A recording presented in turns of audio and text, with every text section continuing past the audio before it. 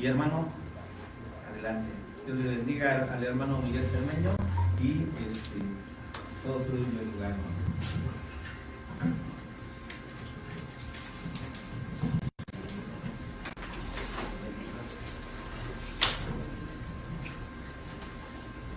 Muy buenos días o tardes, bueno, son ya días todavía. Acá hay algunos lugares, por si gustan algunos de los que están acá. Hay 3, 4 lugares, 5 lugares, si gustan. Pues es un gozo, ¿verdad? Es un placer, es una bendición el poder estar con ustedes. Como bien decía el pastor Eliseo, Dios en su providencia hace las cosas. Alguien dijo en algún momento que la providencia de Dios es todavía más sorprendente que la omnipotencia de Dios, porque la omnipotencia de Dios es que Dios lo puede todo, y la providencia de Dios es que Dios mueve todas las cosas, todas las circunstancias para que se den conforme Dios quiere. Y en la providencia de Dios se han movido muchas circunstancias, y habrá oportunidad ya después de platicar, pero las circunstancias en las que nos conocimos, en las que conocía Eliseo, fueron circunstancias que si no lo conocía en ese momento, si Dios no me brindaba de su auxilio en ese momento a través de él, de Luis igual y de Alex Martínez, a lo mejor ni estuviéramos aquí, ¿verdad? Dios en su providencia ha sido muy bueno, ha sido muy, muy generoso. Entonces, pues muchas gracias, pastor, muchas gracias a ustedes. Y si le parece, vamos a la Biblia, como también bien decía el pastor, no será un tema expositivo el día de hoy, vamos a tener una predicación temática, y yo le ruego que me pueda regalar los siguientes minutos para atender lo que tenemos para el día de hoy. Si gusta, por favor, abrir la Biblia en el Salmo 119, versículo 37. Salmo 119, versículo 37.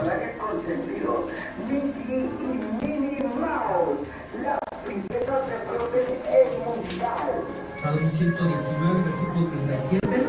¿Listos? Dice el salmista, eleva esta oración, este canto, este salmo, y dice al Señor: aparta mis ojos que no vean la vanidad, avívame en tu camino. El tema que vamos a tocar en esta tarde le he titulado ¿cuál es tu realidad? A manera de pregunta, ¿cuál es tu realidad?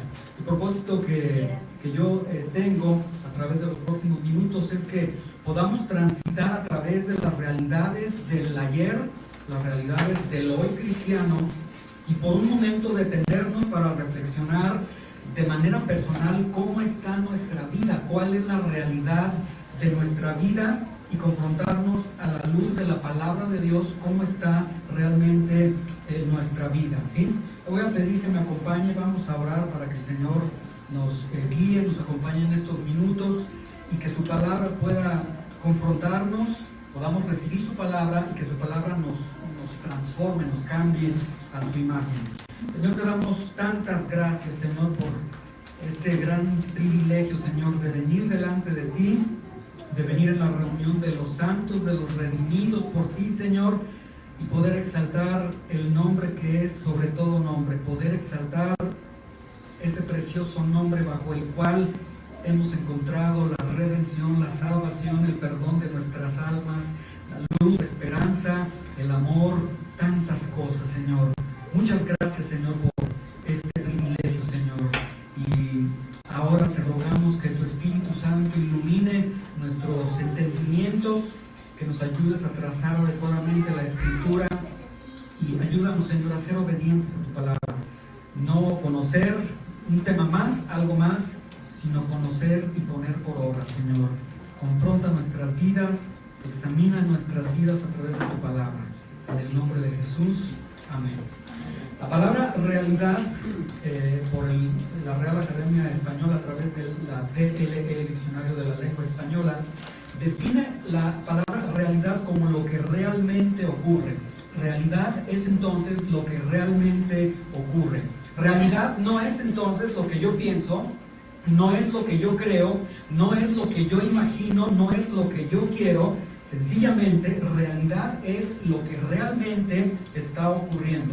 Entonces, la realidad no dejará de ser realidad por sueños, por impresiones, por declaraciones, por palabras, por deseos. La realidad es algo que, como dicen los profesores de matemáticas, a las matemáticas nadie lo va a engañar. O sabe matemáticas o no sabe matemáticas. No importa su religión, su color, su cultura. Así es la realidad. La realidad es lo que realmente está ocurriendo. Si ustedes, muy rápido con su Biblia, síganme en 2 Corintios 13:5, si no, solamente tomen nota, porque quiero tomar una idea del apóstol Pablo en este versículo de 2 Corintios 13:5 para iniciar con este tema que quiero exponer ante ustedes. 2 Corintios capítulo 13, versículo 5, ¿sí? Si ya lo tiene, me puede decir, ya lo tengo listo para dar lectura juntamente. 2 Corintios capítulo 13, versículo 5. ¿Listos? Muy bien. Dice: examínense a ustedes mismos si están en la fe. Pruébense a ustedes mismos. ¿O no conocen ustedes mismos que Jesucristo está en ustedes, a menos que estén reprobados? Ahora, aquí el apóstol Pablo está diciendo algo sumamente fuerte. Les está diciendo a los corintios: examina tu vida, pruébense, examínense ustedes. El contexto de las palabras de Pablo, aquí en 2 Corintios 13:5, lo encontramos en el versículo 3, de ahí de esa misma carta, 2 Corintios 13:3, donde estos hermanos estaban poniendo en duda lo legítimo del apostolado de Pablo, y le dicen: Pablo, muéstranos a ver si realmente tú eres un verdadero apóstol. Y el apóstol les contesta, básicamente él les está contestando: la mejor credencial que yo tengo de mi apostolado, la mejor prueba que tengo de mi apostolado, son ustedes mismos. Es la salvación misma de cada uno de ustedes. Ahora, aquí nada más quiero dejar claro, el apóstol Pablo, cuando está diciendo pruébense a sí mismo, examínense a sí mismo, no está diciendo busquen dentro de ustedes si son salvos y que su mismo corazón les dé la evidencia de su salvación. No les está diciendo eso, porque la evidencia de nuestra salvación está fundamentada en la palabra de Dios, en lo que Dios ha dicho. Pero ante estos ataques que recibe el apóstol Pablo entonces les contesta con ¿quieren una prueba de mi apostolado? Examina tu vida, prueba tu vida. Y el apóstol Pablo se anticipa y les dice, y les anticipo, que el resultado, una vez que examinen sus vidas y que prueben sus vidas, es o son cristianos o no son cristianos. Entonces, en esta tarde, yo quiero tomar esta declaración que está dando el apóstol Pablo. Vamos a examinarnos el día de hoy a nosotros mismos, vamos a probarnos a nosotros mismos, no en el sentido de si somos salvos, sino en el sentido de, ya siendo salvos, ya siendo cristianos, ¿cómo está nuestra vida? Vamos a examinarnos, vamos a probarnos. Y le invito a que usted tenga la humildad de poder examinar su vida a la luz de lo que vamos a estar exponiendo, para que usted vea cuál es la realidad que estás viviendo en este momento. Por eso le puse este tema, ¿cuál es tu realidad? Yo voy a presentar 3 realidades que sin duda alguna podemos palpar en nuestros días. 3 realidades. Una realidad que yo le he llamado la realidad histórica.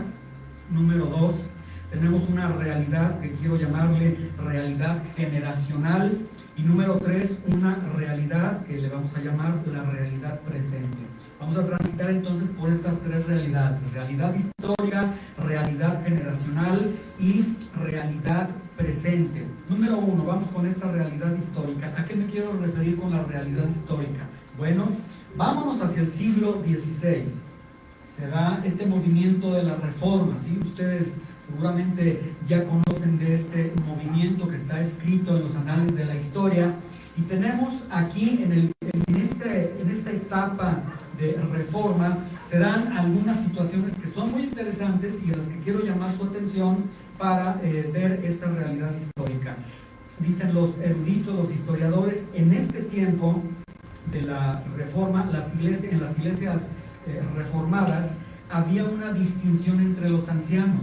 Y existía una marcada distinción porque habían ancianos que se dedicaban a cuidar los asuntos de la congregación y ancianos pastores maestros que se dedicaban de lleno a la edificación y el equipamiento de los santos para la obra del ministerio. Y en este tiempo tenemos que la enseñanza de la palabra de Dios, la exposición de la Biblia, recaía única y exclusivamente en manos de maestros bíblicos. En esta realidad histórica, en este momento histórico de la Reforma, había un celo por la palabra de Dios al grado que la exposición de la palabra de Dios, la enseñanza de la palabra de Dios recaía solamente en manos de maestros bíblicos, en manos de hermanos con el llamado de Dios, con los dones de Dios y conocedores de la palabra de Dios. De hecho, la interpretación privada que deriva de Martín Lutero en este movimiento de Reforma, si usted estudia la historia, la interpretación privada de la Biblia no es que cada quien toma la Biblia y la interpreta como quiere, sino que había un fuerte celo por cuidar, resguardar adecuadamente la Escritura e interpretarla bajo su hermenéutica adecuada, bajo sus contextos históricos, gramaticales, etc. Pero al paso del tiempo sucedió, tenemos algo bueno, la Escritura, pero después sucede que se forma un grupo que se denominaron los laicos. Entonces en la iglesia teníamos dos grupos, el clero y los laicos. Los laicos, que eran aquellos que no formaban parte de ser pastores maestros. De hecho, la palabra laico viene del latín laicus, del griego laicos, que significa pueblo. Y lo que sucedió es que estos laicos poco a poco comenzaron a arribar en la enseñanza de la palabra de Dios. Se da esta explosión donde la palabra de Dios es protegida por maestros bíblicos y de pronto arriban los laicos. Y se da un fenómeno que el teólogo R.C. Sproul denominó la era de la congregación, la era de la renovación de los laicos, donde ahora los laicos estaban llevando la enseñanza, poco a poco la enseñanza de la palabra de Dios. Y parece ser que les fue robada de los maestros bíblicos, y a partir de ahí se generaron unos fenómenos conocidos como las células, las reuniones de hogar, donde, y aquí escuche con atención, no hay nada de malo que se reúnan las personas a leer la Biblia, comentar la Biblia, pero el problema es que en estas reuniones, en esta renovación del laico, estas reuniones tuvieron mucho éxito y el día de hoy siguen teniendo mucho éxito porque hay cercanía. Ya no tienes el problema de desplazarte hasta donde está la iglesia. Entonces, aquí en la esquina, aquí con mi compadre nos podemos reunir, me puedo reunir ahí. No había formalidad, no había una liturgia. Ahí era, llegamos, platicamos y conversamos de manera inmediata de la Biblia. Había convivencia, había taquitos al final, comíamos, etcétera. Todos hablaban, todos opinaban, pero la enseñanza, lo peligroso de esto es que la enseñanza recaía sobre los laicos. O sea, Juan comentaba la Biblia, Pedro comentaba la Biblia, Lupita comentaba la Biblia, nadie de ellos era conocedor de la Biblia, estudiosos de la palabra, pero todos comentaban, todos eran laicos, todos eran teólogos, perdón, todos eran doctores en Biblia, todos sabían Biblia. Y esto tiene un impacto profundo en la historia, porque a partir de estos pequeños fenómenos que tenemos, de estas reuniones de hogar, se redefinieron varios aspectos bíblicos. De hecho, muchos dijeron, esto es iglesia, cuando la palabra de Dios nos determina lo que es una iglesia. Ellos decían, esto es bueno, cuando la palabra de Dios determina que la enseñanza debe ser supervisada y que es dada por pastores maestros. Y esto entonces provoca una redefinición de muchas doctrinas bíblicas, donde, como le digo, todos somos teólogos, todos sabemos, aquí lo único que necesitamos es tener una Biblia. Abro mi Biblia, ¿de qué vamos a comentar el día de hoy? Vamos a hablar de Juan 3:16. Para mí Juan 3:16 significa esto, para ti ¿qué significa? Significa esto, para ti ¿qué? Y entonces todos decían, bueno, tomamos de todo y se establecían nuevas verdades. Y ese es el peligro. Por eso el Señor ha establecido en la iglesia, dio como regalos pastores maestros para tener la palabra de Dios resguardada. Muy bien, volviendo entonces al tiempo de la Reforma, en el tiempo de la Reforma se caracterizó, como le decía, por una gran necesidad de maestros bíblicos que tenían el llamado de Dios, los dones de Dios, el conocimiento de Dios y la preparación necesaria, los voceros de Dios.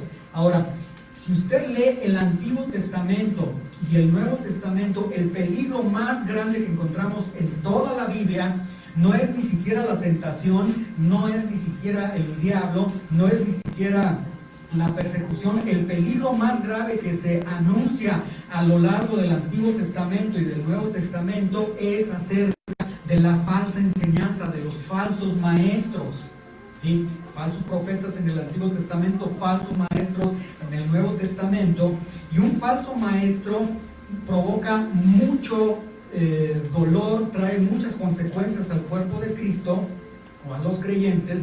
Un falso maestro te lleva al error. Un falso maestro es aquel que enseña por maldad y que es malo lo que él enseña por maldad o enseña por ignorancia. Y desde el Antiguo Testamento la Biblia nos advierte: cuídate de los falsos maestros, cuídate de los falsos profetas y huye de la falsa enseñanza y huye de los falsos maestros. Pero lamentablemente el día de hoy se huye de los falsos maestros, de los maestros maliciosos y evidentes que nosotros tenemos. A veces decimos: ¿conoces a tal predicador que a leguas vemos que es un falso, que es un mentiroso? Pero lamentablemente no se huye de los maestros ignorantes y bien intencionados. Y hay muchos el día de hoy que se encuentran en grupos o en iglesias donde dicen: bueno, yo estoy aquí en esta iglesia, mira, el pastor se esfuerza, hay que tenerle paciencia, predica bonito, pero tienen ciertas doctrinas que contradicen a la Biblia, entonces yo tomo lo bueno y desecho lo malo. Y los creyentes el día de hoy, porque han perdido el rumbo de la autoridad de la palabra de Dios, escuchan a cualquier persona, y no importa si mi pastor me está predicando, es decir, mi pastor predica 90% Biblia y 10% herejía, bueno, gana la Biblia que predica, entonces soporto, y están soportando a estos maestros. La Biblia es muy clara y está diciendo: de los falsos maestros huye. Y no importa si ese falso maestro es un maestro ignorante, bien intencionado, pero nosotros le hemos dado más crédito a la persona que a la palabra de Dios. Y por ello, uno de los filtros, por ejemplo, que el día de hoy se tienen para saber en qué iglesia debo congregarme, por ejemplo, el creyente cuando tiene necesidad de buscar una iglesia donde congregarse, estos son los filtros que tiene el creyente el día de hoy. Hace preguntas como: ¿dónde está la iglesia? Necesito ver en dónde se encuentra la iglesia. Si está cerca de donde yo vivo, si es por mi rumbo, bueno, puede calificar para que yo me congregue en esa iglesia. ¿Cómo son sus instalaciones? Vivimos también en unos tiempos donde si se ve una congregación pequeña, las personas deducen: aquí no está el Señor porque este lugar es muy pequeñito. Y es una idea que no sé de dónde la han sacado, ¿sí? Y es incluso hasta insultante.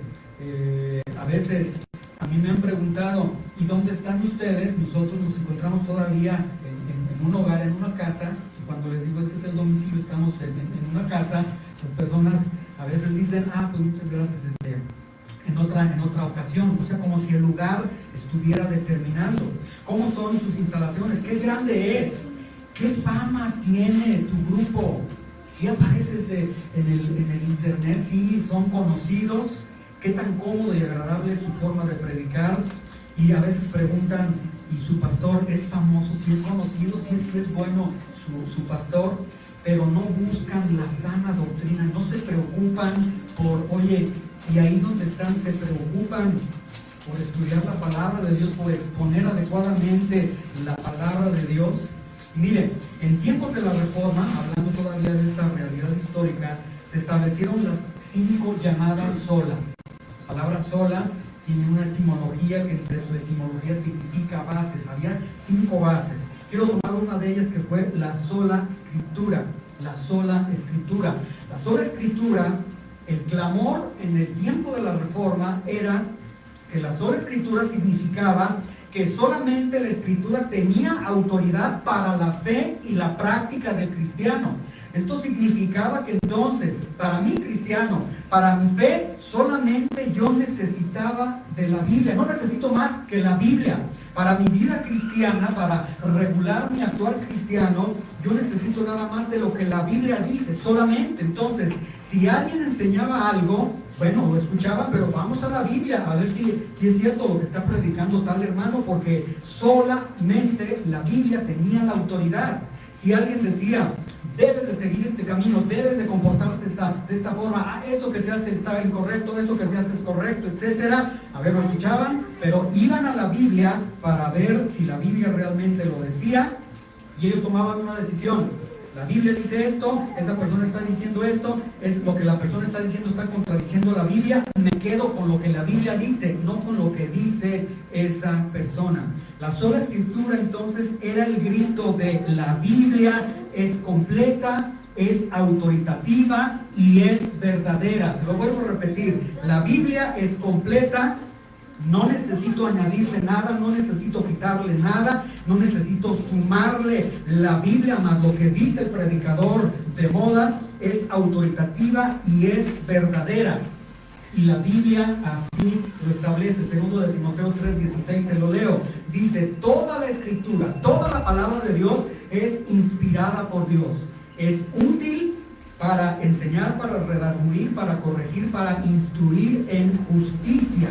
Y esto entonces significa que la misma palabra de Dios está declarando por sí sola que ella es completa, es autoritativa y es verdadera. Con la sola Escritura teníamos cristianos que solamente se basaban en la autoridad de la palabra de Dios. Y si solamente se estaban basando en la autoridad de la palabra de Dios, esto significa que teníamos creyentes que amaban a las Escrituras, creyentes que pasaban tiempo en las Escrituras, que leían, que estudiaban las Escrituras, que conocían las Escrituras, creyentes que obedecían a las Escrituras. Y en esta realidad histórica teníamos entonces creyentes que para toda su vida decían, así dice la Biblia. ¿Cómo me debo de comportar como esposo? Como dice la Biblia. ¿Cómo me debo comportar como empleado? Como dice la Biblia. ¿Cómo debo comportarme en la iglesia? Como dice la Biblia. Y todo era la Biblia, la Biblia, la Biblia, y eran totalmente bíblicos en ese sentido. De hecho, el término bíblico el día de hoy ha perdido su sentido semántico.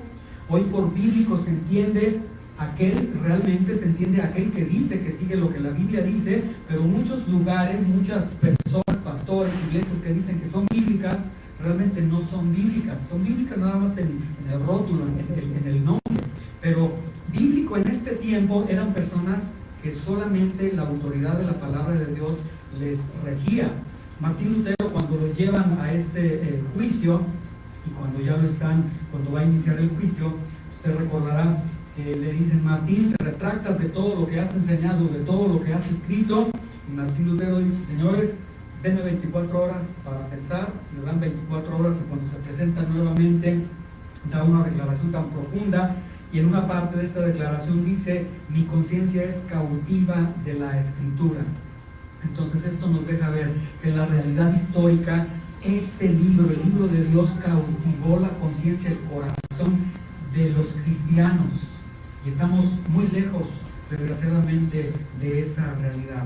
Quiero pasar a la segunda realidad. Esta es una realidad histórica. Vamos ahora a antes de entrar a la siguiente realidad. Esta realidad histórica es un despertar entonces, y es un dormir. Un despertar, ¿por qué? Porque se da la sola Escritura. Amor, pasión, obediencia, estudio, entrega a las Escrituras. Pero por otro lado tenemos este defecto que le comenté, que los laicos comienzan a arribar a la enseñanza, y ahora los laicos comienzan a enseñar y se tuerce la Escritura y se dan tantas situaciones terribles, esta era de la congregación y demás, que trae una consecuencia hasta nuestros días, el día de hoy. Vamos a la segunda realidad, la realidad que le he llamado realidad generacional. A.C. Sproul dijo en una ocasión, él fue un teólogo realmente contemporáneo a nosotros, Él murió hace 2 o 3 años, me parece. Pero él dijo algo totalmente alarmante. Él era teólogo, era filósofo, y él dijo lo siguiente: vivimos en la generación más antiintelectual de todos los tiempos, ¿sí? Yo hace años, yo trabajé de maestro en una universidad, hace mucho tiempo yo trabajé de maestro, y de hecho dejé la docencia porque con esta evolución educativa ya la educación veo que es un chiste.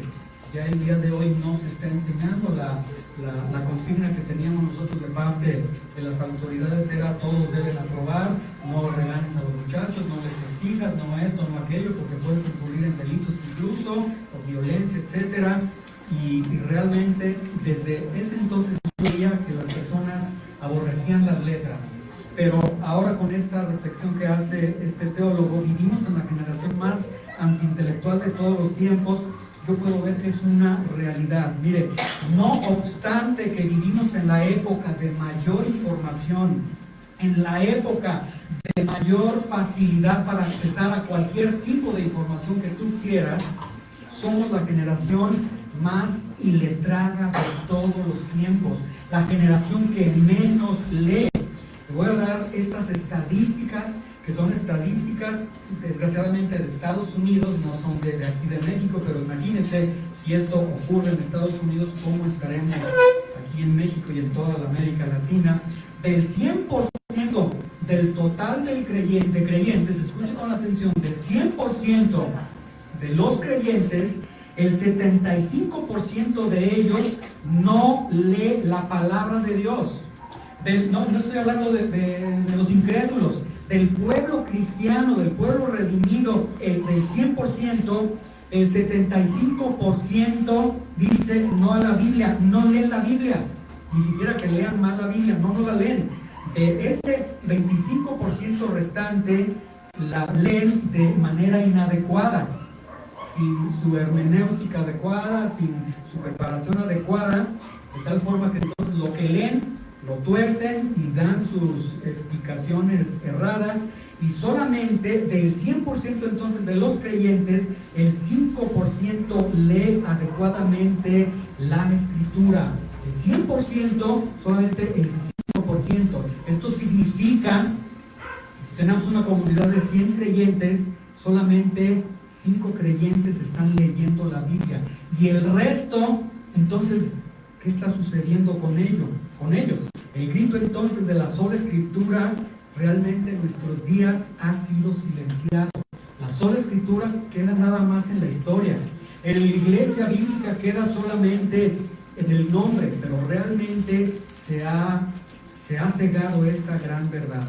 La Biblia enseña que Dios se revela al hombre de 2 formas: a través de su creación, Romanos capítulo 1, a través de su creación nos permite ver el poder de Dios, la deidad de Dios, etcétera. A esta revelación la teología la llama como revelación general, y mediante su palabra, que es la revelación que la teología se conoce como revelación especial. Escuche con atención: Dios se revela, Dios ha tomado la determinación de que Él se va a revelar a través de este libro, a través de las letras de su palabra. Pero aquí estamos entonces en un gran conflicto, en un gran dilema. Si Dios se va a revelar a través de la Biblia y nosotros vivimos en la generación más antiintelectual de todos los tiempos, entonces, ¿cómo es que esta generación está escuchando a Dios? Si esta generación no va a la Biblia, ¿será entonces que Dios ha dejado de hablar, ha dejado de revelarse a través de su palabra? ¿Cómo está escuchando esta generación la palabra de Dios? Y la respuesta que tenemos es la siguiente: Dios sigue revelándose a través de su palabra, pero si no abrimos la palabra de Dios, son ellos los que no están escuchando la revelación, la voz de Dios. Dios sigue hablando, pero el pueblo cristiano ha decidido: no vamos a la Biblia, no están escuchando lo que Dios está diciendo el día de hoy. Y vamos a arribar a la siguiente realidad, la realidad presente que tenemos el día de hoy. Esta realidad histórica, esta realidad generacional nos sirven para cimentar esta realidad. Mire, le voy a dar otros datos. de acuerdo a un reporte del INEGI en el módulo sobre lectura, el MOLEC 2024, los hombres en México leen 4 libros al año, ¿sí? Y esto es en los mejores lectores, 4 libros al año, ¿sí? Las mujeres leen 3 libros. Ahora sí que los hombres, si en algo quieren sentirse superiores a las mujeres, al menos en este reporte, los hombres leen 4 libros, las mujeres leen 3 libros. ¿Qué leen los mexicanos? Y entre ellos, por desgracia, se encuentran los cristianos. ¿Qué es lo que están leyendo los creyentes, los mexicanos? Miren, el 44.1% leen entretenimiento. ¿Qué significa esto? Que lo que ellos están leyendo es perder el tiempo solamente. Voy a ver una bobería aquí en el YouTube, voy a ver una bobería en el TikTok, o sea, están perdiendo el tiempo. El 44.1, el 29.5 leen material acerca de su profesión, ¿sí? El doctor acerca de medicina, el abogado acerca de leyes, 29.5, y el resto leen material de autoayuda y temas religiosos. No leerán la Biblia, pero esos poquitos van a leer lo que enseña el hermano fulano de tal para llenarnos de Dios. El tiempo de lectura que da este reporte es realmente lamentable. El tiempo de lectura del mexicano, y entre esos está usted y estoy yo, es de 24 minutos al día. Y los que más leen, que quedaron así como gente sorprendente, y de hecho son personas que tienen doctorados y demás, leen 34 minutos al día. Y oigan, leer 34 minutos al día de esas malas lecturas, ¿cuánto le estarán dando a la palabra de Dios? La respuesta es nada, no están leyendo. Ahora, de acuerdo al informe global de Media Intelligence, reveló que los mexicanos, escuchen con atención, esto es una gran contradicción, el gran problema, es un fenómeno que desde la pandemia ya venía. No es cierto que la pandemia explotó este problema, ya estaba desde antes, se hizo más evidente con la pandemia, pero los mexicanos pasan, vean, aquellos que pasan de 24 a 34 minutos de lectura al día, este reporte revela que todo mexicano pasa en promedio 3.2 horas diarias en las redes sociales. Y a mí se me hace muy poco realmente, que sean 4 horas. Pasan mucho tiempo en redes sociales. Esto es el YouTube, el Face, el TikTok, etcétera, todas estas aplicaciones que tenemos el día de hoy, ¿sí? Con la pandemia se tuvieron estas restricciones, la iglesia tuvo que echar mano de las transmisiones, pero las transmisiones realmente, si somos muy honestos, vinieron a mostrar la realidad de la iglesia en todos los sentidos, tanto de las ovejas como de los pastores, porque se vio la flaqueza de las ovejas y se vio la soberbia de los pastores. Fue el momento ideal, el momento perfecto para que los pastores ahora sí brillaran ellos y sirvieran al Señor a través de los likes y a través de síganme y demás. Y esto trae consecuencias severas en la iglesia de Cristo. Miren, escuche con atención. En esta era antiintelectual que vivimos, irónicamente, hay mucha información. ¿Quieres el día de hoy saber de teología sistemática? Puedes ir a los buscadores en internet y vas a encontrar. ¿Quieres saber acerca de hermenéutica? Puedes buscar. En esta era antiintelectual, irónicamente, hay mucha información, hay mucha letra, pero los creyentes no leen la Biblia, pero sí leen. Y esta es la gran contradicción que tenemos. No leen la Biblia, pero sí están leyendo. ¿Y cuál es? O sea, es una contradicción. A ver, no leen la Biblia, no leen la Biblia, pero sí están leyendo. ¿Y qué están leyendo? Y la respuesta es que el cristiano promedio, jóvenes, niños, jóvenes, adultos, aquí no hay distinción de edad, la mayoría leen las redes sociales como el pan de cada día. Y esta realidad presente que vivimos es la mentira de la realidad virtual. La realidad virtual nos ha superado y nos ha cautivado. Detrás de todo esto hay toda una maquinaria de parte de la carne, de Satanás, etcétera, como usted lo quiera llamar, y a lo mejor va a decir, pues qué exagerado eres, pero si somos analíticos, si nos ponemos a ver adecuadamente estas etapas de nuestra historia, la realidad que estamos viviendo, antes la proclamación era la sola escritura, antes era, así está escrito, la Biblia dice, si la Biblia no lo dice, no lo creo, no lo sigo, no lo hago, se daba todo el crédito a la Biblia nos guiaba al 100%, y en tiempos de la pre-reforma, la reforma, la post-reforma, los hombres de Dios se ocupaban en exaltar las escrituras, que el nombre de Dios fuera engrandecido y nunca que sus nombres fueran engrandecidos. Pero el día de hoy los tiempos han cambiado. Hoy día el alimento de la mayoría de los cristianos no es este libro. Algunos, no sé si usted tenga esa costumbre, cuando se levanta en la mañana y va al baño, normalmente acostumbro llevar algún libro para estar leyendo mientras estoy en el baño, ¿sí? Y muchos, el primer pensamiento, la primera idea que tienen es, a ver, las notificaciones, a ver qué cosas hay. Y ahí se están alimentando poco a poco. El alimento de la mayoría de los cristianos no es la Biblia, son las redes sociales. Y se tiene un maquillaje, porque si le dices al cristiano, deja ya esas redes sociales, ay, ¿por qué? Mira, sigo al pastor fulano de tal, o sea, me estoy llenando de la palabra de Dios. Pero hay que analizar a la luz de la sola escritura. ¿Es palabra de Dios realmente? Creyente, ¿qué haces alimentándote de las redes sociales día a día, escuchando a tu predicador favorito, cuando la Biblia dice, cuando la sola escritura dice que Dios te ha bendecido con tu pastor en tu iglesia local? Por un lado tenemos las redes sociales que te están seduciendo, y como eres cristiano no te van a seducir con el mundo, porque si te seducen con el mundo, tú como buen cristiano vas a decir, no, eso es pecado, pero te seducen con cristianos, y ahí sí vas, cuando la Biblia está diciendo que Jesús constituyó a unos apóstoles, profetas, evangelistas, pastores, maestros en la iglesia local, para que a través de ellos sean perfeccionados los santos para la obra del ministerio, para la edificación del cuerpo de Cristo, hasta que todos lleguemos a la unidad de la fe y del conocimiento del Hijo de Dios, a un varón perfecto a la medida de la estatura de la plenitud de Cristo.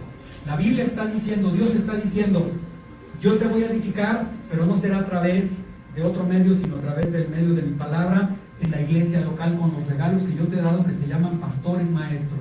Y tú dices, ay, no, mi pastor es muy aburrido, ay, él no tiene esa fama, él no tiene ese porte, no quiero algo mejor. Estos son güeritos, son altos, estos hablan muy bonito, tienen miles de seguidores. Cuando la Biblia está diciendo, entonces toma una decisión, o solo la escritura, o haz tu voluntad, pero toma una decisión, ¿sí?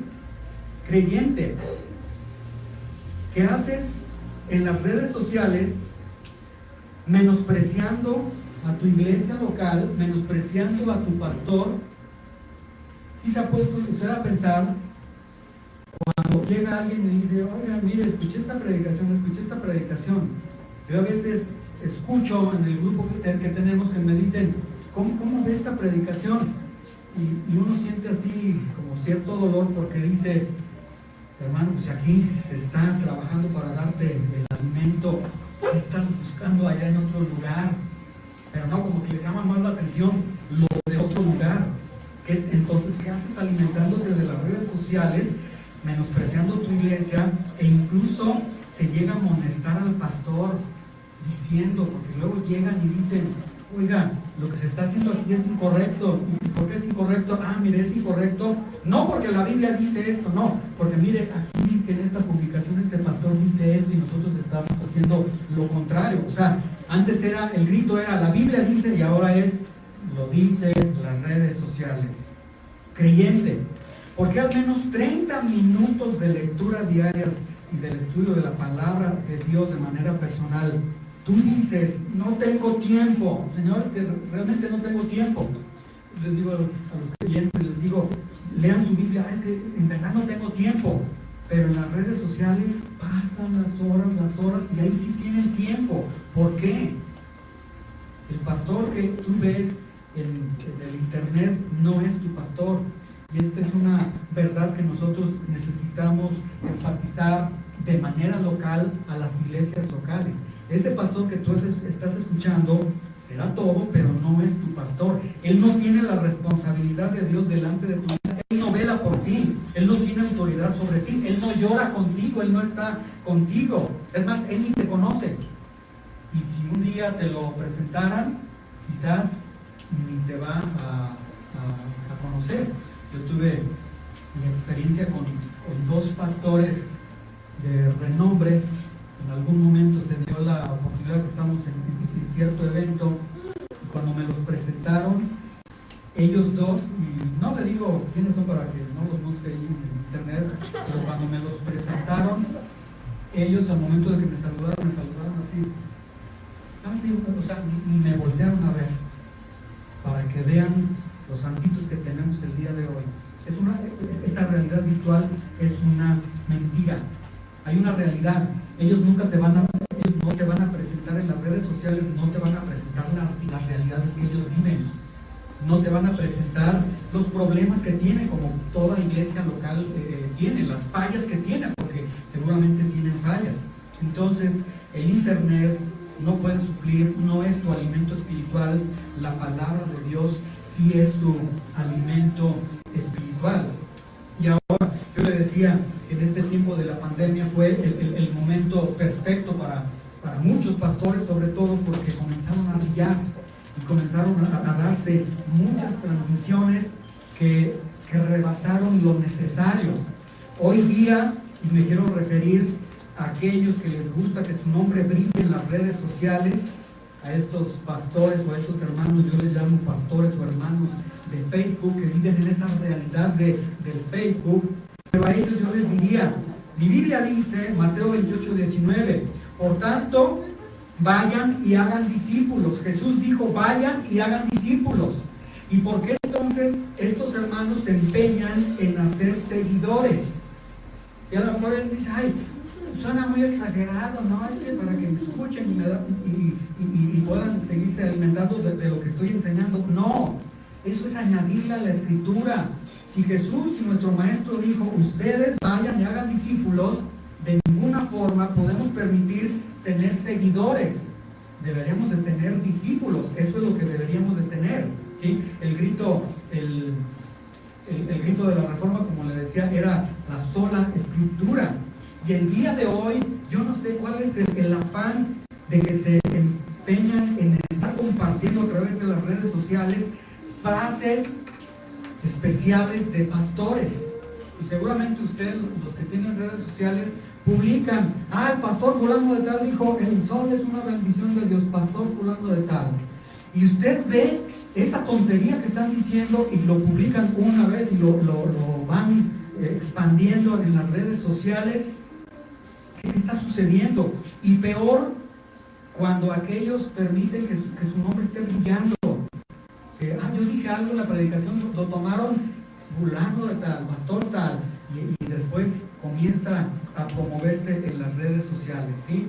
Eso, la Biblia yo encuentro en 2 Corintios 4:5 que dice, no nos predicamos a nosotros mismos, sino a Jesucristo como Señor y a nosotros como sus siervos por amor de Jesús. Entonces, no vengan con el cuento de que es que para promover el Evangelio. No, el Evangelio se debe de promover de manera oral, de persona a persona. El Evangelio de Lucas, usted sabe que el Evangelio de Lucas era dirigido a Teófilo, de hecho era compartido a una persona, era compartir el Evangelio de persona a persona, y vean lo que Dios hizo, ha llegado a millones de personas. Pero ahora, el día de hoy, se empeñan en que sus nombres puedan estar brillando. Hermano, ¿por qué te empeñas en opinar de todo? En hablar donde no se les pide, en tratar de corregir lo deficiente.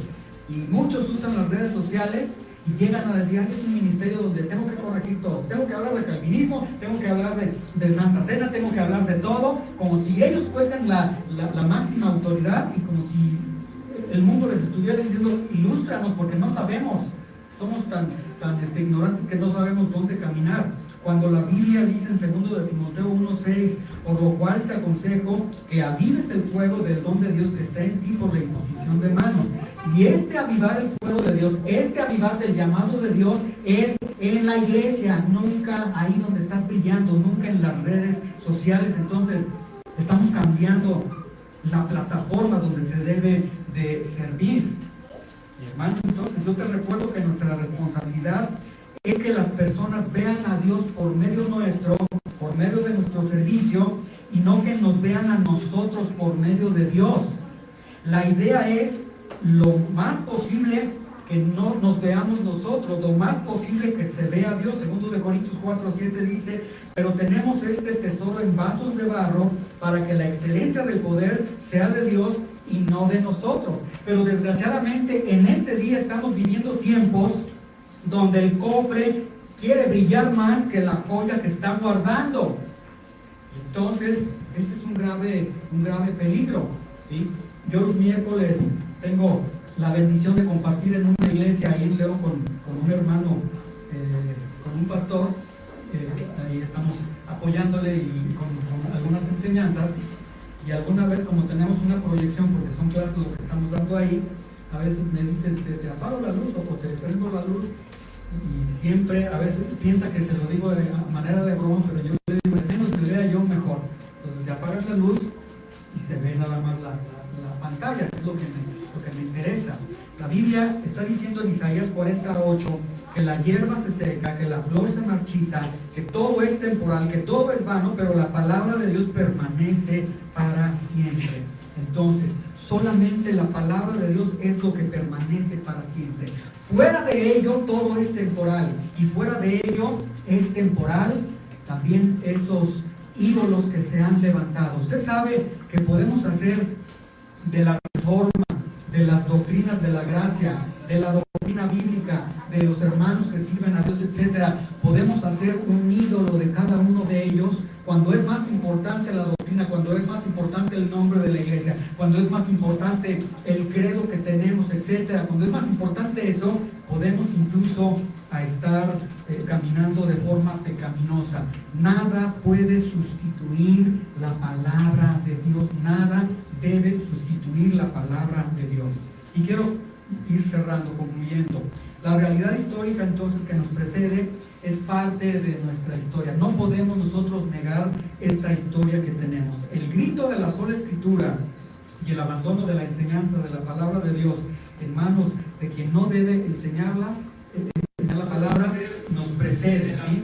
Por un lado, tenemos la realidad histórica de direccionarnos a volver a la pasión, al amor, al respeto por la palabra de Dios. Tenemos esta realidad histórica que nos está sacudiendo la misma historia, y la misma historia nos está diciendo, no repita los mismos errores, regresa a la palabra de Dios, ¿sí? Pero como veíamos en este tiempo, es volver a la sola escritura, pero no como el eslogan de un movimiento reformado, no como el eslogan de una iglesia, sino regresar a colocar la palabra de Dios como nuestra autoridad, ser cautivados por la palabra de Dios, pasar tiempo en la palabra de Dios, estudiar la palabra de Dios.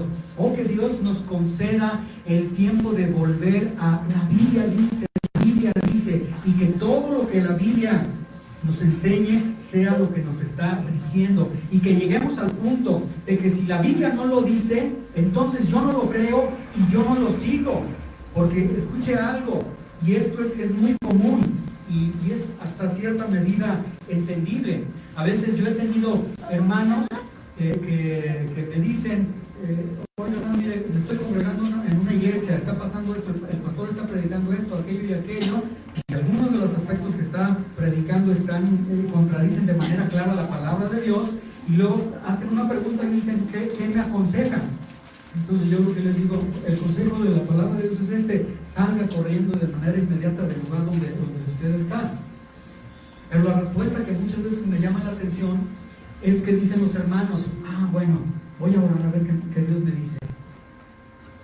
Si estuviésemos viviendo en la palabra de Dios, ni siquiera hubieran ido con el pastor a preguntarle, la misma palabra les hubiera revelado el camino y ellos mismos hubieran dicho, eso que predica contradice este libro, no tengo nada que hacer ahí. Y no tengo que ser ni paciente, es que está aprendiendo el pastor y demás, no, porque la palabra de Dios nos significa que vamos a encontrar una iglesia perfecta, pero sí vamos a encontrar una iglesia sana doctrinalmente, ¿sí? Cuidemos nuestros púlpitos, cuidemos los foros donde se predica la palabra de Dios.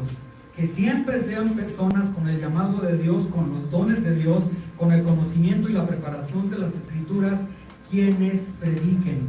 No permitamos ser seducidos por la fama. Oh, es que este es muy conocido, pero será conocido para el Señor. No podemos negar que vivimos en la generación más antiintelectual de todos los tiempos. Vivimos en la generación de cristianos sin Biblia. Y este es, que sea un dolor de cabeza para cada uno de nosotros. Vivimos en los tiempos en los que la fe del cristiano se basa en la Biblia, pero su vida no se basa en la Biblia. Los cristianos hoy dicen: no tengo tiempo para leer la Biblia, no tengo capacidad, es que yo no voy a la escuela, es que yo no entiendo, es que aquello. Ponen tantas excusas para no leer la palabra de Dios y abrazan de manera voluntaria la ignorancia. Y si tú abrazas la ignorancia, estás condenado a seguir cualquier voz que estés escuchando. Y si estás en las redes sociales, mira, vas a hacer para allá, no, ahora para acá, no, ahora para acá, ahora para allá. Finalmente, bueno, la Biblia dice: no te conformes a este siglo, transfórmate por medio de la renovación de tu entendimiento, y te vas a renovar con estas palabras, para que entonces pruebes, experimentes cuál es la buena voluntad de Dios, agradable y perfecta. Y finalmente, el sueño digital que envuelve en un sutil engaño virtual a los creyentes y que se llama las redes sociales. Yo aquí no quiero ser impositivo ni imponer algún dogma ni nada, pero yo lo que puedo decir con el temor de Dios y con todo mi corazón es: no te enredes en las redes. Ese tiempo que mejor estás pasando en las redes sociales, mira, yo te aseguro, si lo pasaras en este libro, las cosas cambiarían. Yo escuché el testimonio de una persona que decía: yo dejé las redes sociales, ya no tengo ese hábito de ir a ver qué está sucediendo, porque a veces más estamos viendo ahí, ver qué sucede. Dice: dejé las redes sociales, el internet totalmente, dice, y aprendí un idioma en X tiempo. O sea, sí se puede. No te enredes en las redes, enrédate mejor en las redes, pero de la palabra de Dios. Y que en la mañana que te levantas, a ver qué dice la Biblia. Y que ya terminaste de comer en ese espacio, a ver qué dice la Biblia. Y que vas al doctor, ¿por qué no te llevas tu Biblia en el teléfono, una Biblia pequeñita y mejor a lo que la Biblia, a lo que Dios te está diciendo? Y entonces concluyo con la pregunta inicial: ¿cuál es la realidad de cada uno de nosotros? ¿Sí? Estas tres realidades que yo te acabo de presentar, realidad histórica, realidad generacional y esta última realidad presente, somos parte de esta atmósfera social cristiana que estamos viviendo, de estos tiempos que estamos viviendo. Y yo lo único que digo es: si no nos unimos al clamor del salmista, es muy probable que seamos llevados por toda esta ola que tenemos y estos engaños sutiles que se están presentando en el mundo en el día de hoy. ¿Cuál es tu realidad? Analiza eso en tu vida. ¿Cuál es la realidad? A lo mejor alguien dice: bueno, hablas de redes sociales, yo no sé ni prender una computadora. Bueno, quizás no son las redes sociales, quizás es la televisión, quizás es el radio, quizás es algo que está sustituyendo el tiempo de la palabra de Dios, algo que se ha vuelto adictivo en tu vida. Y si eres honesto delante de Dios y dices: Señor, ¿cuál es mi realidad? Mi realidad es que estoy siendo llevado por vientos intelectuales, literarios, doctrinales, y no estoy cimentado en lo que tu palabra está enseñando. Y si fuera ese tu caso, porque se necesitaría ser valiente y asumir y decir: Señor, perdóname, porque tu palabra dice que tú has dispuesto tiempo para todo el tiempo, para vivir, para morir, para comer, para dormir, etc. Y yo estoy robando tiempos, momentos a tu palabra, al trabajo, etcétera, etcétera, ¿sí? Entonces, que Dios nos ilumine. Y si en tu corazón surge este clamor de decir: en verdad, si estoy mal, únete al clamor del salmista. Aparta mis ojos, que no vean la vanidad. Avívame en tu camino. Que yo sea un cristiano de letras, un cristiano de tu palabra, y que yo viva solamente para tu palabra. El día de mañana, si yo utilizo los medios que tú nos has dado, bueno, yo voy a estar utilizándolos para tu gloria, no para envanecerme, y de una medida justa, punto, ¿sí? Transmitimos la predicación en la iglesia, se transmite y punto. No estoy interesado a ver quién yo me gusta, porque cada me gusta es como, ay Señor, no. Finalmente servimos a Dios, agradamos a Él y servimos a su pueblo, y eso es lo único que nos basta, ¿sí? ¿Cuál es la realidad de cada uno? Inclina su rostro, cierra sus ojos, medite en esta pregunta a la luz de lo que hemos comentado en este momento. ¿Cuál es tu realidad? ¿Cuál es la realidad que tú estás viviendo? La palabra de Dios en tu vida realmente es sola escritura. Y sé muy honesto contigo, realmente, si es sola la escritura, o es la escritura y tu opinión, tu escritura y lo que dice tal pastor, tu escritura y lo que dice el influencer, tu escritura y lo que has escuchado. Y si tenemos añadiduras, es momento de pedirle perdón a Dios y decirle: Señor, perdóname porque he cambiado tu palabra. Señor, hoy venimos delante de ti. Tú riges toda la historia. Y de hecho, Señor, el libro de Apocalipsis nos muestra que el cierre de la historia es Jesucristo. Toda la historia apunta a Cristo. ¿Cómo es posible, Señor, que nosotros vivimos el regalo de la vida, el regalo del tiempo que nos das, perdiéndolo en cosas vanas? Por eso el salmista decía: Señor, aparta mis ojos de la vanidad, de lo vacío, del entretenimiento, de lo cómico, de perder el tiempo.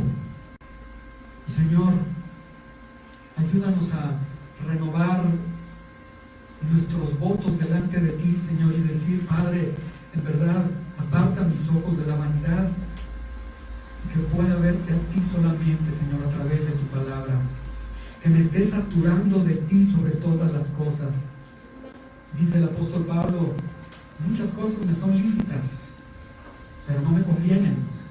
Y sí, podemos decir, un programa de televisión, la televisión, las películas, las aplicaciones que tenemos, las redes sociales, es algo que podemos decir, Señor, es que es lícito, sí, pero se ha vuelto pecaminoso cuando nos ha robado el tiempo para ti, Señor.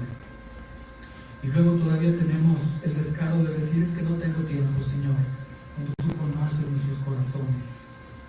Yo te ruego, Señor, que a través de este pequeño análisis que hemos hecho, nos ayudes a ser celosos de tu palabra, a tomarnos de tu palabra y a caminar, Señor, y ser bíblicos, ser hombres bíblicos en el sentido de hombres que estamos atados, cautivados con tu palabra, Señor.